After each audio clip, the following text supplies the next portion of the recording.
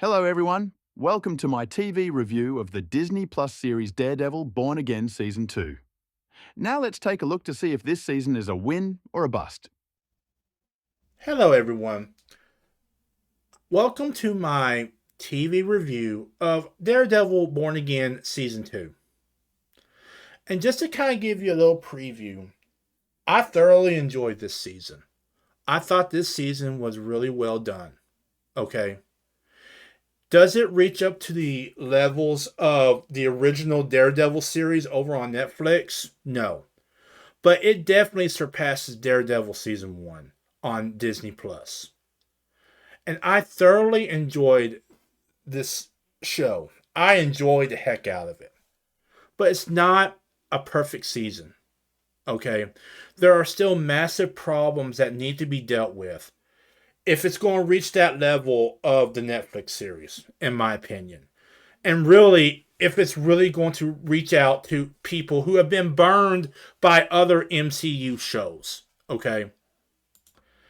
So then, before we begin with this review, I need to put a warning out there that there could be spoilers in this review. I am not going to sit here and tell you that there are no spoilers for this review. So, as long as you see this, there could be possible spoilers for not only Daredevil Season 1, Daredevil Season 2 of Born Again, but the Netflix shows as well as some of the Defender stuff. Okay? So from this point forward, there could be possible spoilers for these shows. So, let me just reiterate. If you see this symbol, possible spoilers. But at the end of my review, I will have a spoiler-free review of Daredevil Born Again Season 2 with a score, and you can go and watch it and not be spoiled. Okay? So, 5, 4, 3, 2, 1. Okay. Spoiler warning from this moment forward. Possible spoilers going forward. So, now that we got the warning out of the way, I just want to tell you how I'm going to break this review down. So, the first part of this review will be the basic information of the show. How many episodes there are. How long it lasts, okay, in terms of the length of each episode. Some of the main actors in this episode. Where you can stream this show at, okay. The basic overall information of this show. Then we're going to get to part 2. Part 2, we talk about how we got here. And this is mainly what we're going to be talking about Born Again Season 1. Okay, because this is a review for Daredevil Born Again Season 2. We got to talk about Season 1 and what led up to Season 2. Okay? So that way you have context for why I like some of the things I do in Season 2. Then we get to part 3. And we're going to talk about overall what I liked about Daredevil Born Again Season 2. Really the things that really kept me engaged with this show, that kept me watching every week, that kept me coming back every week. We're going to talk about those. Then comes part 4. What I did not like about this show. What I absolutely hated about this show. And really some of the missteps that were taking place with this show. And then part 5. My final review. My spoiler-free review of this show, of this season. And overall, just what I thought of it. So, ladies and gentlemen, grab you some popcorn.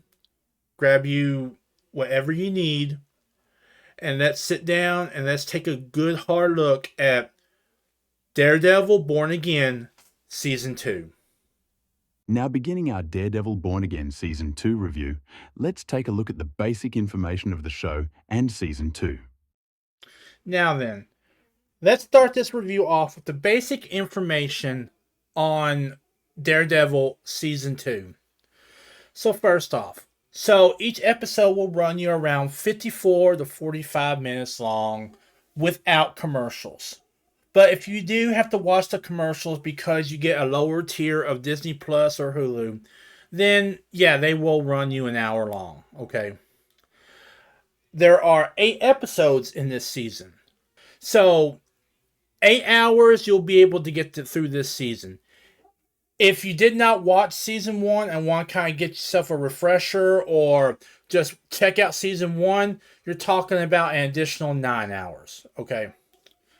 Most of the cast and crew have returned for season two. And I'm not going to detail the entire cast and crew, but I am going to talk about a few notables that were in this season. So obviously, we got the star, Daredevil Matt Murdock, being played by Charlie Cox. Then we got Wilson Fisk, the Kingpin / Mayor of New York, being played by Vincent D'Onofrio. Another one that came in from season one was Sheila Rivera. She plays Zabriana Guevara, who's the assistant mayor of New York. Another one that came back from season one is Margarita Lavia. She plays Heather Glenn. Her role in this season has definitely changed. Okay. And we are going to talk about all that later on. But her role in this series definitely changed. Okay. Now, a big one that was in the series was Bullseye, played by Wilson Bethel. Now, a new character that we saw, and I don't think we've seen the last of him, is Mr. Charles, played by Matthew Lillard. Okay? So, I do not think we've seen the end of Mr. Charles. Just the way the season ended, and just throughout the season, all we were getting in terms of just the information concerning Mr. Charles and his connection to the wider MCU, I don't think we've seen the last of Mr. Charles. And I think that when they do a Jessica Jones series, a Luke Cage series, and the other Defender series, and I do believe they are going to do them, okay? And I will talk about more of that later on. He's going to be a part of that in some way, shape, or form. Now, someone who did not return because his character was killed off last season was Eldon Henson as Foggy Nelson. Okay, his character was killed off last season. It was a huge shock to everyone. And overall, I don't think the series really suffered without him, but I definitely think his ghost, I definitely think his presence on screen did affect the characters a lot. Okay. Now, a new character that came on the scene, who was not in season one of Born Again, but was definitely a part of the old Netflix series, was Kristen Ritter as Jessica Jones. And she did an absolute great job. I absolutely loved Kristen Ritter as Jessica Jones. Even with the changes they did in her character, I still loved her. Okay. Now, another character who played a huge role in season two was Vanessa Fisk. And she still captures that duality of, being in love with Wilson, but also being a part of his world. Okay. When she started in the Daredevil universe from the Netflix series, she was this innocent who really didn't understand all that much about Wilson's world. But by the time we get to Born Again, especially in season two, she is deeply entrenched in this world. She has chosen her side, okay? And it was by her man, okay? Another character that we can't fail to mention is Karen Page, who is played by Deborah Ann Wool. She did a great job as Karen Page again. It was good to see her and Matt Murdock on screen. And we're going to talk about more on her later on in the review. But it was very good to see her back as well. And finally, another character that really grew throughout the season was Angela Del Toro. Now, in this season, she really grew. Okay. And she really embraced the legacy that her father had left her. And for those of you who did not watch season one of Daredevil Born Again, her father was a vigilante by the name of White Tiger who was murdered. Okay? And in this season, we really saw her begin to embrace her father's legacy. Okay, embrace the power of the White Tiger. Now, she hasn't unlocked any type of superpower or anything like that, but she got the amulet and she is embracing her father's path. Okay, so definitely, absolutely, I think that she did grow a lot in this season.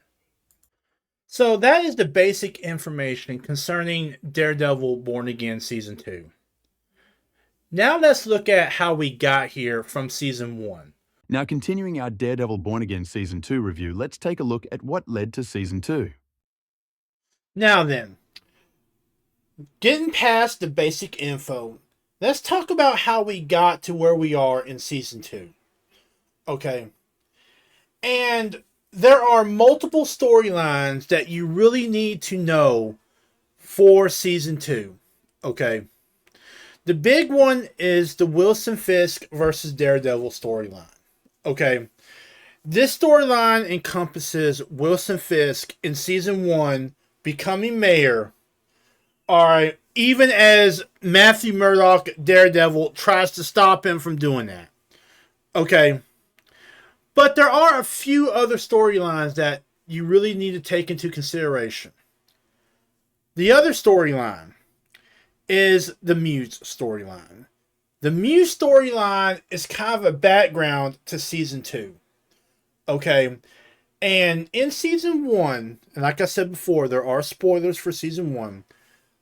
Dr. Glenn, who is a shrink who has become Daredevil's love interest, basically is attacked by a masked man called Muse.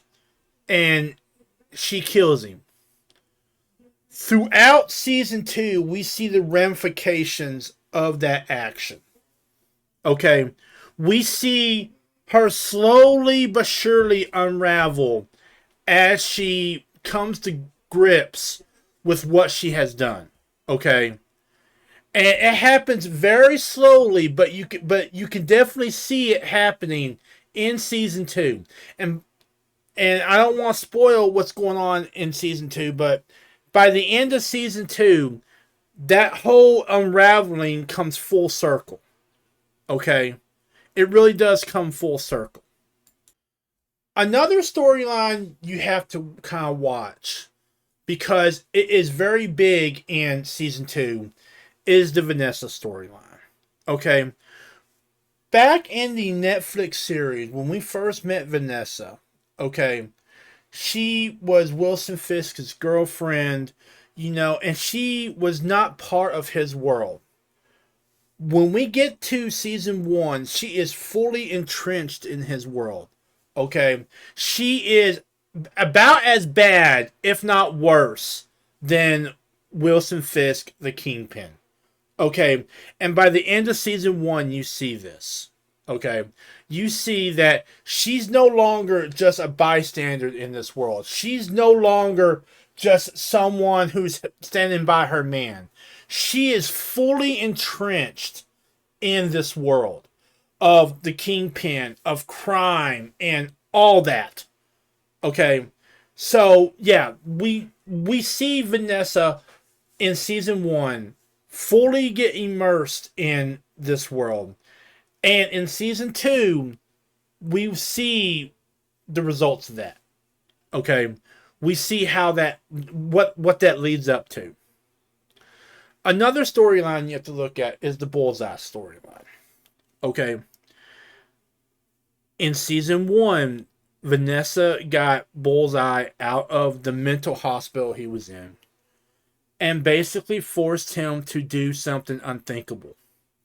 In Season 1, Vanessa basically forces Bullseye to kill Foggy. Okay? Basically end Foggy's life. Unalive him, as I've heard people say. And we see that carrying over in Season 2. Okay? We see the results of that. We see what that decision has done to not only Bullseye, but to Karen Page as well as Daredevil. Okay. And by season 2, okay, Kingpin is mayor of New York. He's gotten the big seat. All right. His wife Vanessa has been able to, and I'm not very clear on the deal, but basically they turned a part of New York City into a free port, which means it's under control of no one but Wilson Fisk and Vanessa. And by the beginning of season 2, Daredevil and a couple of cops are forming a resistance against what they see is going to be a bad time for New York City under the tenure of Wilson Fisk. Okay. So that's how we get to season 2. Okay. We've got the Muse storyline concerning Dr. Glenn. We've got the Wilson Fisk, not only the Wilson Fisk becoming mayor storyline, but the Wilson Fisk versus Daredevil storyline happening. And we also got the Bullseye storyline happening, as well as the Vanessa storyline happening. So, going into season 2, you need to kind of keep yourself aware of those 4 main storylines if you saw season 1. Okay, those are the main storylines you really need to keep your eye on in season 1 because they will help you immensely. Now that we know what got us to season 2, let's take a look at what I liked about season 2 of Daredevil Born Again. Now then, let me talk about what I liked about this season of Daredevil Born Again first off. So first, the fight scenes. And I don't just mean the fight scenes where Daredevil or Jessica Jones is going up against a whole bunch of bad guys. Okay? The court scenes are as powerful as the fight scenes. Okay? And I think that's really important for a character like Daredevil. Now, in all honesty, we only saw Matt Murdock in one court scene, and that's at the very end. But even the court scenes with his partner, because remember, this season starts out with Daredevil on the run, essentially. Okay, he's wanted by Kingpin's new administration of New York. Okay, so he doesn't really have a court scene till the very end of the series. But even his partner's court scenes are incredibly powerful, and I think that's really important because it does show the duality of the character. Okay, that throughout this season, okay, with Daredevil on the run, he's still trying to maintain this duality of vigilante and lawyer. Okay, and it ain't till the very end that those two worlds collide, and by his own choice, he combines them into, instead of being Daredevil or instead of being Matt Murdock, he becomes Matt Murdock, who is Daredevil. Okay. So I think this has great fight scenes, and you really notice the merging of the Daredevil character with the Matthew Murdock character. Okay. Now, that does have some consequences at the end, but you finally see it happen. All right. Where the world knows that he is Daredevil. And it's no longer, okay, this is Daredevil and this is Matthew Murdock. It is now Matthew Murdock is Daredevil. Okay. Another thing I really liked about this season was we saw an evolution and a de-evolution. So first off, let's talk about Karen Page. In this season of Daredevil Born Again, we watched as Karen Page's character grew. And she became almost a stand-in for the Punisher. There were times where she wanted to cross that line that Daredevil did not want to cross. And there were times where she kind of pulled him back from that line. Okay. Now, if you remember from season 1, in season 1 of Daredevil Born Again, Daredevil did cross the line. Okay. He admitted that he crossed the line after a big event happened. And he stopped being Daredevil. Well, by the end of season 1, he had become Daredevil again, and now the entire city, now run by Mayor Fisk, was hunting him down. And at that point, they still didn't know he was Matthew Murdock. But what we see in Karen's character is an evolution. You know, she started out as this reporter. Okay. I mean, Karen's character started out where she left off in season 1 with Daredevil. But at the beginning of season 1, she was a reporter. Okay. And now we see her in season 2. What we see in Karen's character is a person who is no longer dragged into this world, not by her own accord, but just dragged into this world of vigilantes and fighting crime with crime. But now we see someone who has fully immersed herself into this world. And as this season in particular goes on, okay, we see her becoming more immersed in this world. We see her actually learning how to fight. We even see her actually shooting somebody in this world. Now, in the original Netflix series, we saw her kill someone. Okay, we did see that. All right.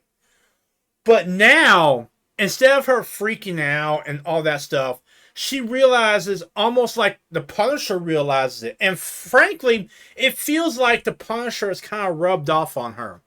Okay, because in season 1, she was really tight with the Punisher and all that.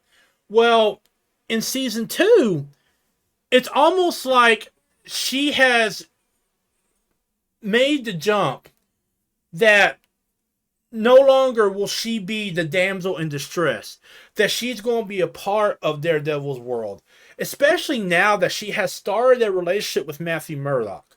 Okay, and she's got to find a way to reconcile both sides of him, and that happens at the end of this season. Okay, and while she doesn't get her happy ever after, okay, she knows that she's now a part of this world. Okay, that she is now friends with the Daredevil, that she is now friends with the Punisher, Jessica Jones, Luke Cage. She'll probably be friends with Iron Fist. Okay, so I fully expect to see Karen's character grow and not just become a part of this world, but actually more immersed in it, actually fulfilling more in it. You know, throughout this entire season, we saw Karen actually training her body, training her mind, and actually trying to come to grips with the morality of vigilantes. Okay, there were times where she wanted to cross that line that Punisher easily could have easily crossed. Okay, easily crossed. And then there were times where she had to pull Matthew Murdock, Daredevil, back from crossing that line.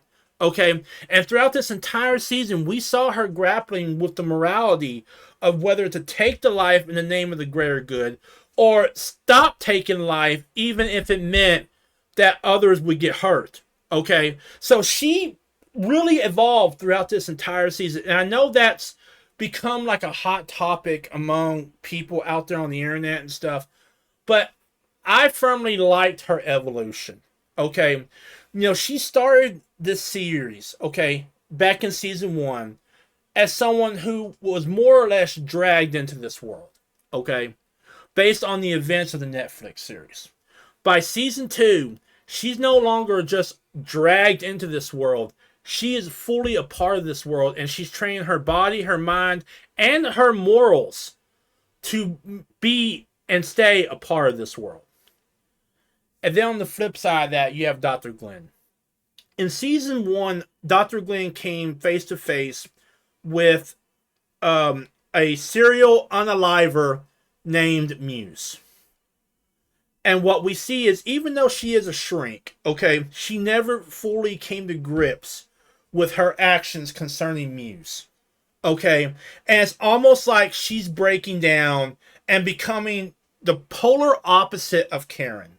Okay, whereas Karen is all about, you know, fighting crime and all that stuff, Dr. Glenn is almost the exact opposite. She no longer cares about the traditional rules. And by the end of the series, you truly see her just break down and fully become Muse. And I fully suspect that she will be Muse in season 3. Okay? Based on the ending we got in season 2. Alright? But Karen's character evolution and Dr. Glenn's de-evolution are very interesting to watch and to observe throughout this entire series. Now, in season 1, we got the Punisher. Okay? And we left off with the Punisher basically being persona non grata. That did not happen in season 2. In season 2, we got not only Jessica Jones for many episodes, for the later half of the season, but we got Luke Cage at the very end. And by all accounts, their stories, based on what we got from Jessica Jones, Mr. Charles, based on what we learned throughout this entire season, was setting the stage for not only Jessica Jones' story, but Luke Cage's story. Okay? I mean, the freaking end of the show showed Jessica and Luke being together and her shutting the door and saying alias investigations on it. Okay? So, by all accounts, they are setting the stage for a Jessica Jones series and a Luke Cage series, and they did it great. And I think the connecting tissue that will connect Jessica Jones, Luke Cage, Daredevil, and maybe Iron Fist will be Mr. Charles. Okay? That's not to say Karen's character ain't going to be a part of that. Okay? No, she's also a little bit of a connecting tissue.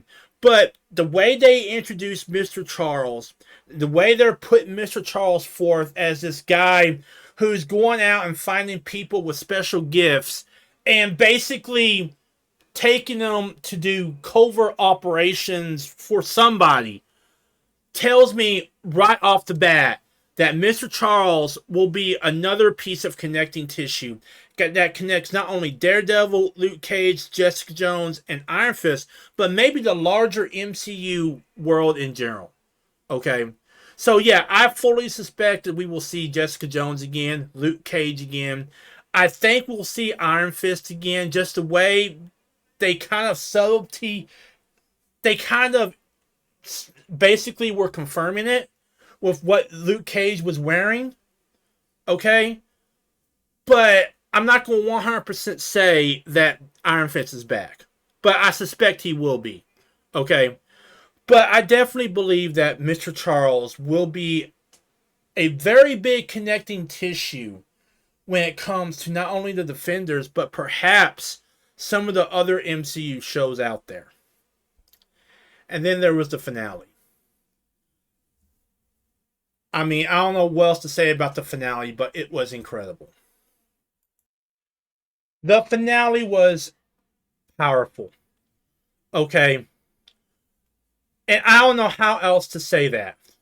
It was a great way to not only end this season, but tee up what's coming in the future.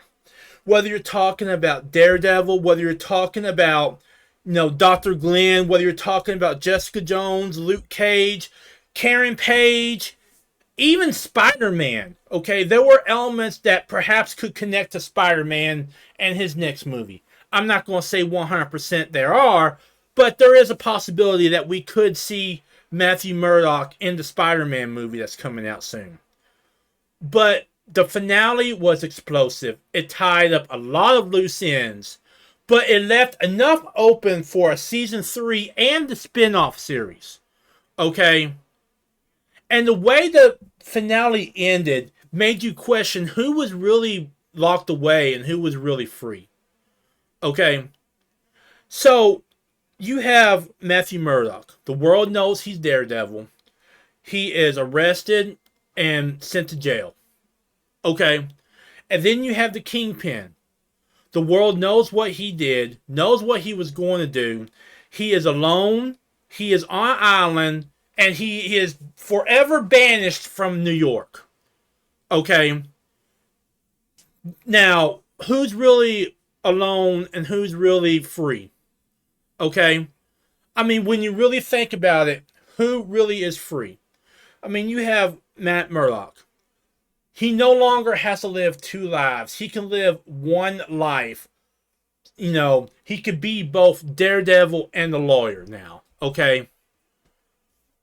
He now has Karen completely. Okay? Him and Karen have started a relationship, and I do believe that they will keep that relationship going in other seasons. Okay? But he now has Karen. by his side. He has Jessica Jones by his side. He has Luke Cage by his side. He has the entire city of New York by his side. Okay? With that incredible courtroom drama that we saw. With the incredible reveal that he did of his own accord just so he could put the Kingpin away. Okay? Whereas the Kingpin, Vanessa's dead. He's been stripped of his title of mayor of New York. He's alone on an island. And by all accounts, he doesn't have the power structure he once had or he once controlled. Okay?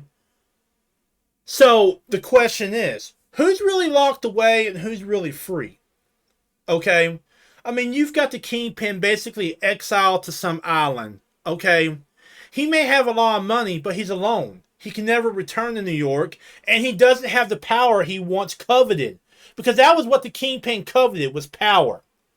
Whereas Matthew Murdock, everyone knows he's a daredevil. He can now be the daredevil and not have to be two separate people.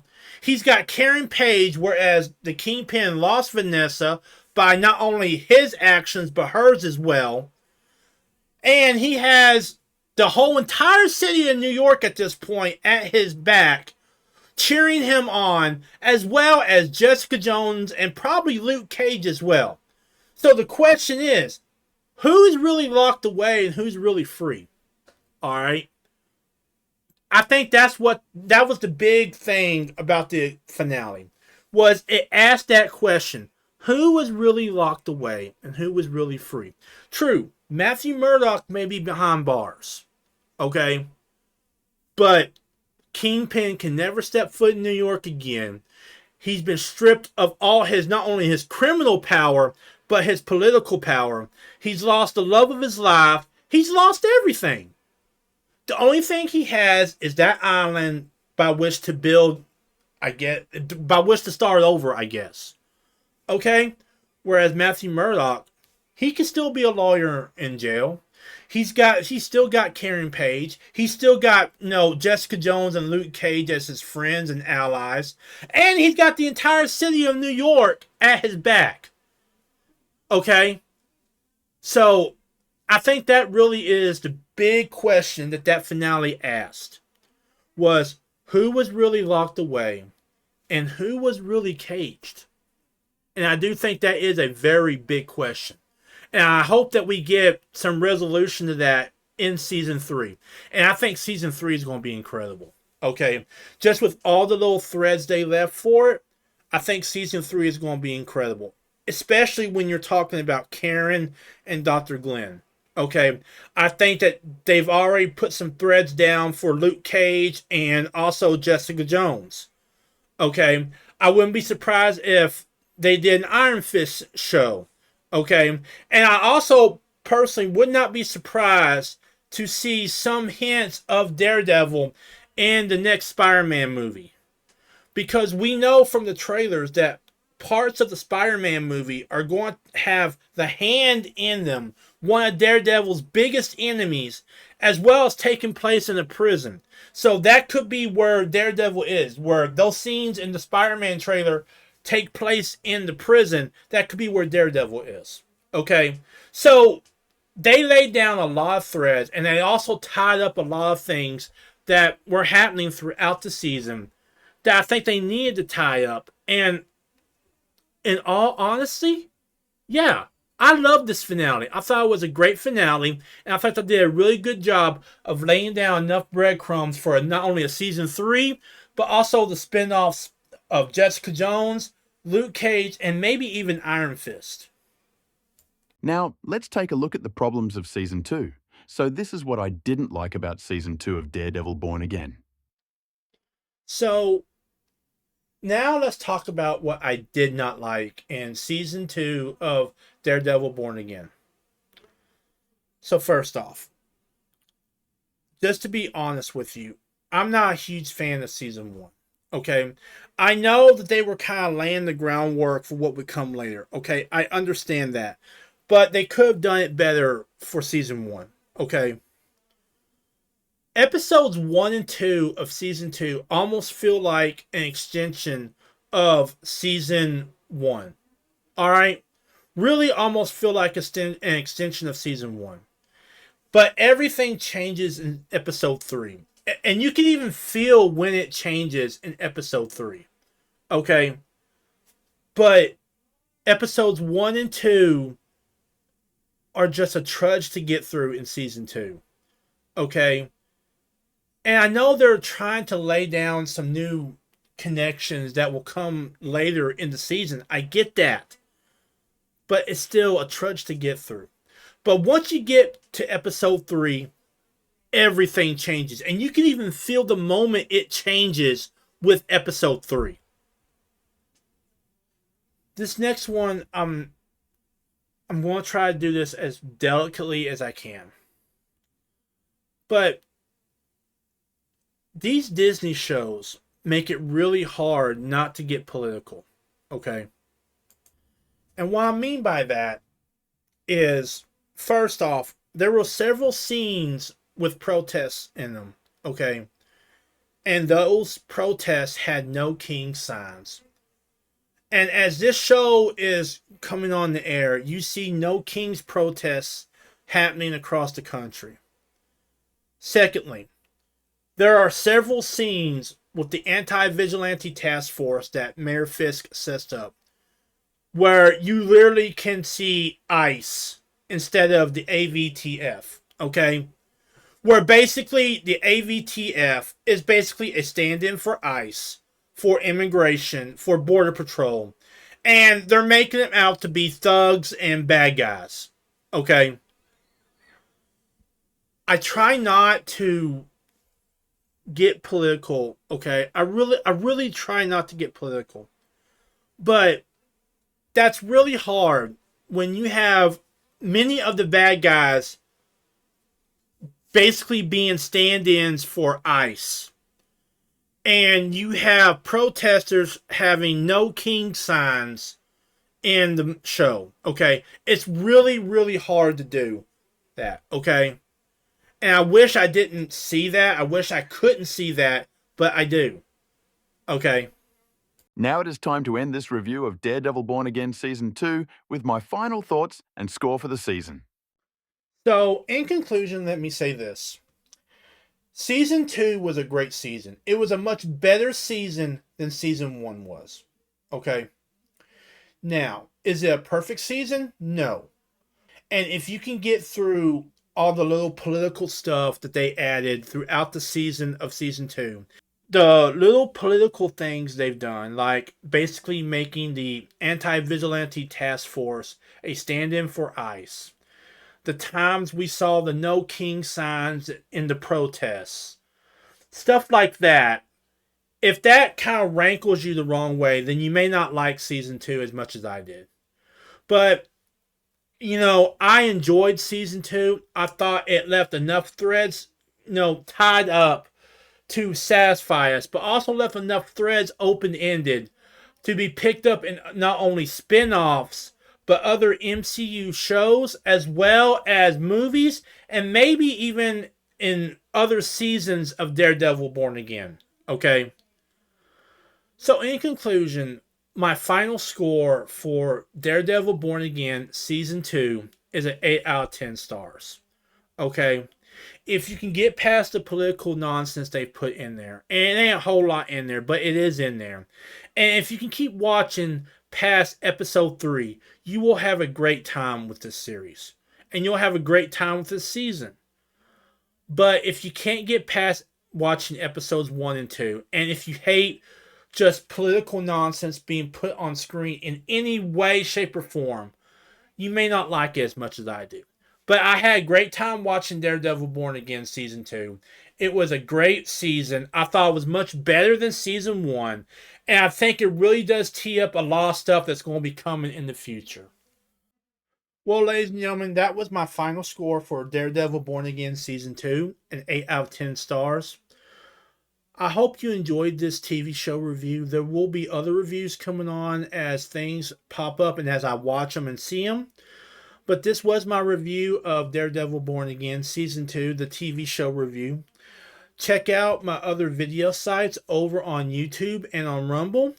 And keep in touch with me over on X. Let me know what y'all thought of my review, whether you hated it, whether you liked it, whatever.